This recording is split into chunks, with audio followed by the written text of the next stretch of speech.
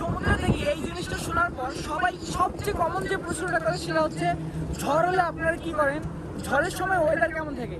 তো এখন মাত্রই ঝড় শেষ হলো, আবার কোথাও কোথাও এখন এই ঝড়ের প্রভাব দেখা যাচ্ছে। তো আমি শুধু আজকে আপনাদের এটা দেখাবো, আমি একটু সামনে এগোতেই পারছি না, এত বেশি পরিমাণে বাতাস। আমি শুধু সমুদ্রের ওয়েদার কন্ডিশনটা আপনাদের একটু দেখাই। এরকমের ওয়েদার যদি চোখের সামনে দেখেন তাহলে আপনার কি রকম লাগার কথা।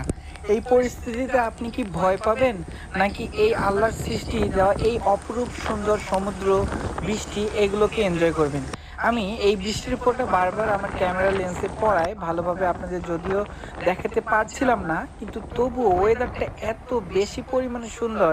এখানে যদি আপনি একবার থাকেন তাহলে আপনার মনে হবে, দেখেন এইদিকে যত দূর চোখ যাচ্ছে পানি ছাড়া কিছু নেই।